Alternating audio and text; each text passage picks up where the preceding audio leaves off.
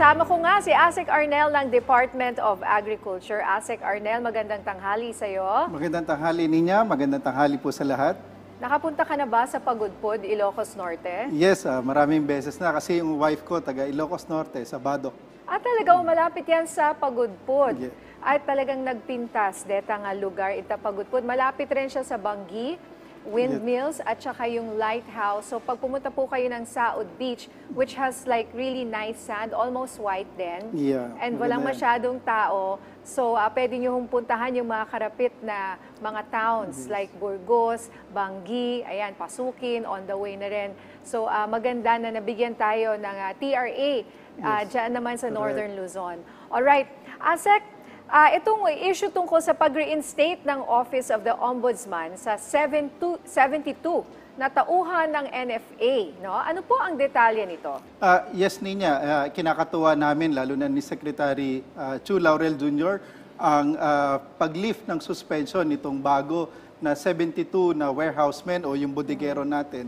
So sa nauna na 141 na nasuspende, meron ng nauna na 23 na na-lift plus itong 72. So ang total na niyan ay 95. Meron pang natitira na mga 46 na suspended. Ito yung magmula sa administrator, deputy administrator at ilang mga branch managers pa na naiiwan. At masaya kami dahil itong mga bodigero ay importante para yung mga nakasara pa na mga bodega natin ay tuluyan na mabuksan at yung hindi pa nakakapamili ay masigurado natin na makapagserbisyo ng tuloy-tuloy ang National Food Authority. Alright, so ito po, just to be clear, ay mga bodegero. So meron pang 46 na suspended. Ano naman po ang mga posisyon nila? Ninya, ito yung kasama pa rito yung si Administrator Bioco dati, yung ating Deputy Administrator na 2, at saka yung ating mga branch managers na natitira pa sa buong bansa. So all in all, mga 46 pa to na naiwan. Alright. Ito naman, Asek, sinabi ng NFA na kailangan ng 16.3 billion pesos sa susunod na taon. Para saan naman po ito? Ninya, bukod doon sa requirement natin na 9 billion pesos para sa NFA, doon sa pamimili nila ng palay, yung fresh at saka yung dry, almost 9 billion yan a year. Kinakailangan din niya na matugunan yung kinakailangan ng NFA para doon sa drying at saka yung milling capacity nila. Sa ngayon, ang kaya nilang i-dry is only about 31,000 metric tons as against dun sa more than 400,000 metric tons ng palay na kailangang tuyuin. So, ngayong taon, meron na tayong 5 billion para rito sa ganito mga klaseng pasilidad. So, kailangan natin ito talaga nadagdagan para masigurado na yung NFA can buy, lalo na yung mga sariwa, kasi yun yung kailangang matugunan agad for drying, lalo na pagdating ng tag-ulan, ngayong darating na wet season, napaka-importante ng mga ganitong facilities para masigurado nga na hindi mo sisiraan ang ating farmers at hindi ma-depress yung presyo. Alright. Nanawagan din po ang DA sa mga mambabatas na suportahan ang extension ng Rice Competitiveness Enhancement Fund. Ano po ito, Asek? Ninya, ito yung bahagi ng Rice Tarification Law na magtatapos ngayong taon, yung effectivity. Yung RCEF, meron niyang 10 billion na pondo kada taon. Galing ito doon sa taripa na nakokolekta natin. Last year, ang nakolekta ng Bureau of Customs is almost 30 billion pesos, 29.97 billion to be exact. At automatic appropriation yung 10 billion na pakikinabangan ng ating mga magsasaka. Out of the 10 billion, 5 billion mapupunta sa mechanization through the PhilMech, 3 billion ay para sa inbred seeds na pinamamahalaan ng PhilRice, 1 billion bilang credit assistance sa mga magsasaka ng palay, through Land Bank at DBP, at 1 billion ay para naman sa mga pagsasanay nila. So dito sa gagawin na extension at amendment ng RTL, minumungkahi na gawing at least 15 billion na yung RCEF at yung excess collection naman ay gagamitin para rin sa irrigation, para sa Rice Farmers Financial Assistance.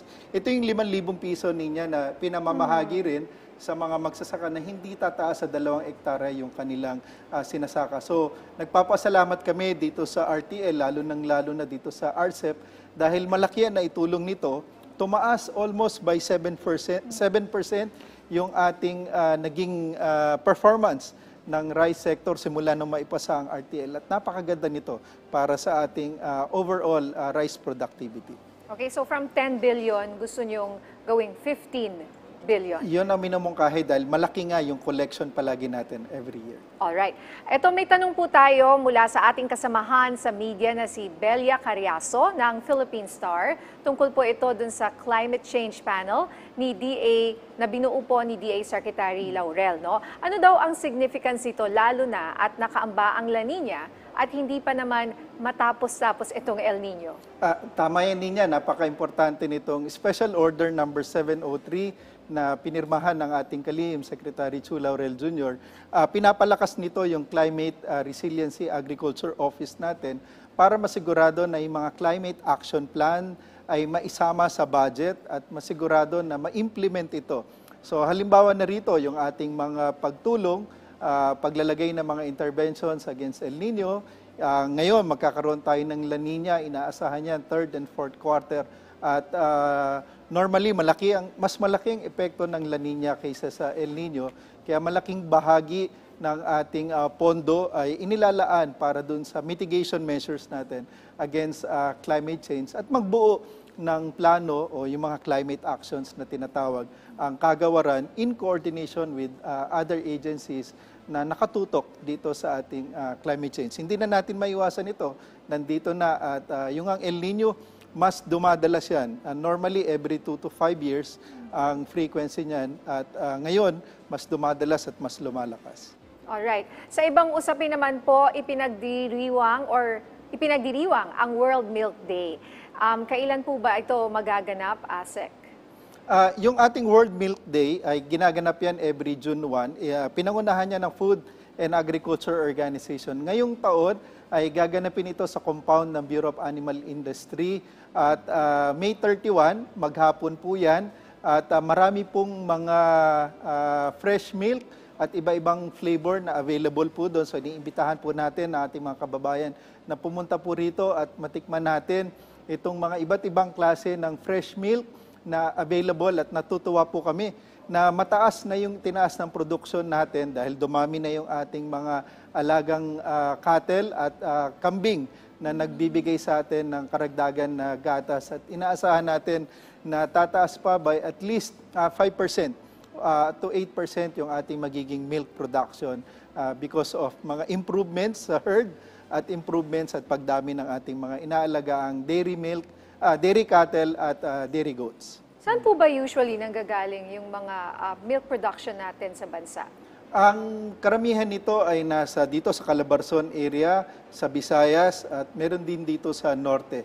78% ng mga fresh milk ay nanggagaling sa mga baka o cattle at yung balanse naman ay sa mga kambing o yung tinatawag natin na dairy goat. So pinapa-improve natin yung lahi dahil gusto natin mas malaki yung nakukuhang gatas sa kada baka at kambing kasi medyo malayo pa yung ating productivity. Pero yan yung ginagawang action ngayon ng ating kagawaran. Kasi pag kinumpara mo sa cattle ng ibang bansa, parang ang papayat po nung saat. May kinalaman ba yon sa milk production? Yung kasing ating native na dairy ay hindi ganun kalaki yung milk production. Compare halimbawa sa New Zealand, Australia, talagang malalaki yung baka nila at mas magaling silang magbigay ng gatas kaysa dun sa atin. Kaya nagkakaroon tayo ng breeding program para ang nagiging issue lang doon, pag dinala naman sila dito, kailangan i-acclimatize pa natin sila eh.